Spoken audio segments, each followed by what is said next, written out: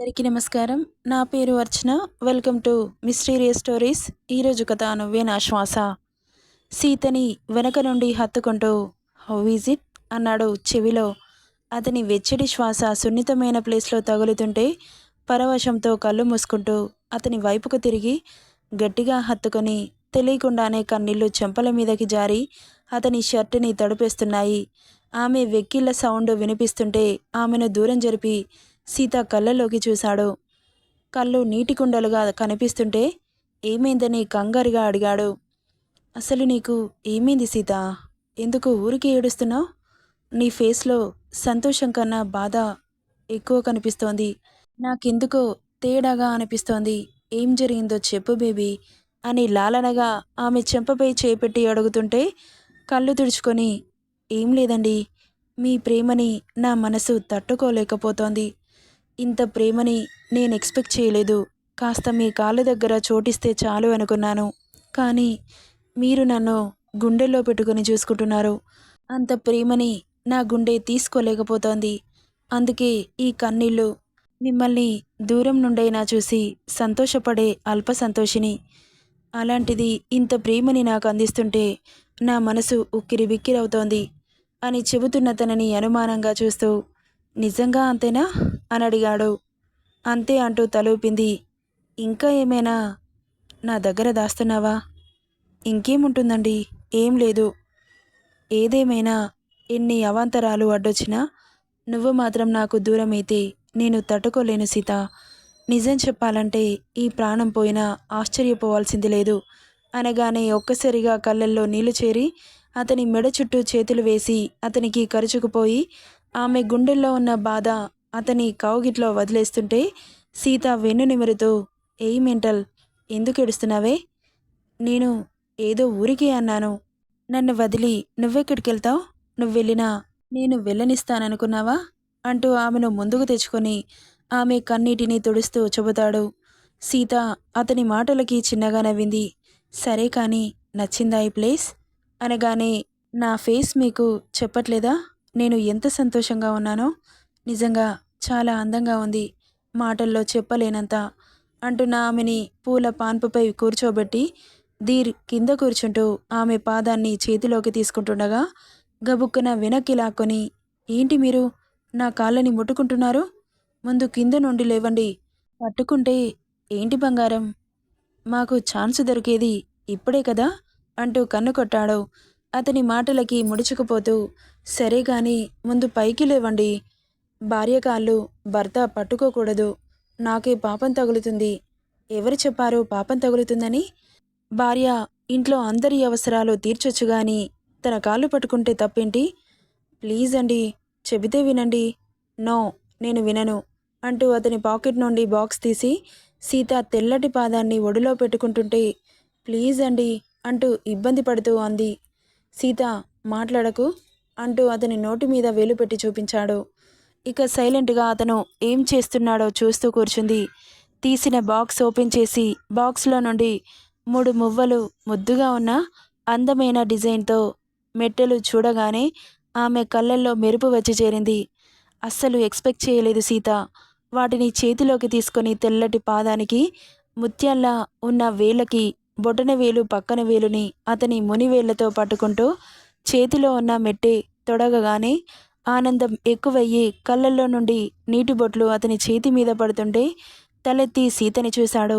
అసలు నీకు ఏమైంది? ఎందుకు ఇలా ఏడుస్తున్నావు అని అడుగుతుంటే ఎందుకు ఇంత ప్రేమని ఒక్క రోజులో నా గుండె పేలిపోయేంత చూపిస్తున్నారు అంటూ ఆమె భావోద్వేగాన్ని తట్టుకోలేక ధీర్ తలని ఆమె పొట్టకి అదుముకుంటూ కన్నీళ్ళని ఆపుకోవడానికి చాలా ట్రై చేస్తోంది సీత. ఆమె అదుముకున్న పొట్టకి ముద్దు పెట్టి ఇంకో వేలికి మెట్టెని తొడగాడు.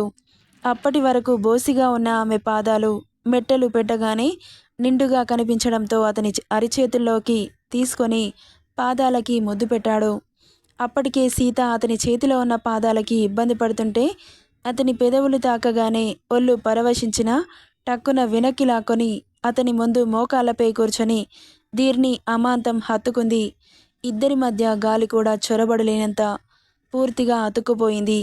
ఆమెను ఎత్తుకొని బెడ్ మీద పడుకోబెట్టి పక్కన ఉన్న లైట్స్ ఆఫ్ చేయగానే రూమ్ అంతా పర్పుల్ థీమ్లోకి మారి సన్నటి చెవులకి ఇంపుగా వినిపించే మ్యూజిక్ వస్తుంటే అక్కడ మల్లెల సువాసనకి వస్తున్న మ్యూజిక్కి కనిపిస్తున్న కలర్స్కి ఇద్దరి మూడ్ ఒక్కసారిగా చేంజ్ అయిపోతుంటే ఆమె కాళ్ళ దగ్గర కూర్చొని అరికాలి పాదం మీద అదర సంతకం చేస్తూ అలాగే పైకి జరుగుతుంటే ఆమె ఒంట్లో అలజడి మొదలయ్యి హార్ట్ బీట్ ఫాస్ట్గా కొట్టుకోవడం మొదలుపెట్టింది. ప్రతి అణువును అతని పేదాలతో చుంబిస్తూ ఆమెలో కోరికలని నిద్రలేపాడు. ఆమెలో వస్తున్న చేంజెస్కి అతని పెదవుల్లో సన్నగా నవ్వు వచ్చి చేరుతుంటే ఆమె అరిచేతులు బెడ్షీట్ని నలిపేస్తుంటే ఆమె వేళ్ళని అతని వేళ్లతో పెనవేస్తూ వెన్నెల వెలుగుతో పాటు అక్కడున్న చిన్నటి వెలుగుతోడయి చీరలో నుండి ఆమె అందాలు అతని కళ్ళకి కనువిందు చేస్తుంటే పేదాలతో ఒక్కో వలువలని దూరం చేస్తూ ఆమె అందం రవివర్మ గీసిన పెయింటింగ్లా కళ్ళని కట్టిపడేస్తుంటే అతనిలోని కోరికలు ఉరకలు వేస్తున్నాయి. ఎంతటి మగాడైనా ఒక ఆడదాని అందం ముందు లొంగిపోవాల్సిందే.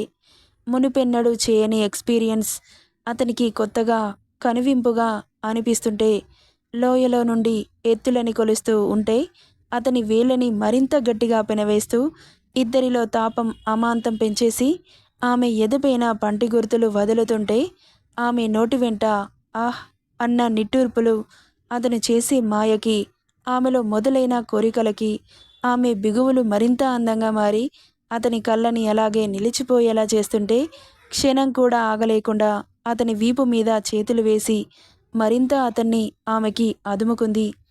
ఆ క్షణం మాటలు కరువయ్యి నిట్టూర్పులు మొదలయ్యాయి. తెల్లారేదాకా ఇద్దరి శరీరాలకి అలుపన్నదే లేదు. అతని ప్రేమని రాత్రి మొత్తం ఆమె మీద చూపిస్తుంటే అప్పటి వరకు దాచిన ఆమె ప్రేమ తోడయి ఒకరిలో ఒకరు ఎన్నిసార్లు కరిగిపోయారో. అలసిపోయి అతని గుండెలపై నిద్రపోతున్న సీతని తలెత్తి చూసి చిన్నగా నవ్వి ఆమెను బెడ్ మీద పడుకోబెట్టి బెడ్షీట్ కప్పి నుదిటి మీద ముద్దు పెట్టి వాష్రూమ్కి వెళ్ళిపోయాడు. ఫ్రెష్ అయి వచ్చి అతని గుండెల మీదకి చేర్చుకొని కళ్ళు మూసుకున్నాడు ధీర్. వాళ్ళు పడుకున్న కాసేపటికే తెల్లారుతుంటే సూర్యకిరణాలు నేరుగా వాళ్ళ శరీరాలకి సుర్రుమని తాకగానే కనురెప్పలు భారంగా తెరిచాడు ధీర్. సూర్య భగవానుడు అతని ప్రతాపాన్ని చూపిస్తుంటే అతని పక్కన ఒక తాడు పట్టి కిందకి లాగాడు. వెంటనే పైన కప్పు క్లోజ్ అయిపోయి రూమ్ లాగా మారిపోయింది. ఇక ఆటోమేటిక్గా ఏసీ కూడా ఆన్ అవ్వడంతో సీత మెలకువ రాకుండా అలాగే పడుకుండిపోయింది. వాళ్ళిద్దరినీ ఎవరూ డిస్టర్బ్ చేయలేదు. మధ్యాహ్నం వరకు సూర్యుడు నడినెత్తి మీదకి వస్తుంటే అసలు వీళ్ళిద్దరూ ఎక్కడికి వెళ్ళారు అని ఇల్లంతా వెతికి వెతికి అలసిపోయి సోఫాలో కూలబడింది సావిత్రి. సర్లే, ఇద్దరిట్లో ఒకరు కనబడకపోతే భయపడాలి, ఇద్దరు కనబడకపోతే సంతోషపడాలి అని నవ్వుకుంటూ టీవీ ఆన్ చేసుకొని వెంకట్రావుతో కబుర్లు చెప్పుకుంటూ కూర్చుంది సావిత్రి. నెక్స్ట్ పార్ట్లో ఏం జరుగుతుందో చూద్దాం. ఈ స్టోరీ ఎలా ఉందో కామెంట్ చేయండి guys. Thank you for listening.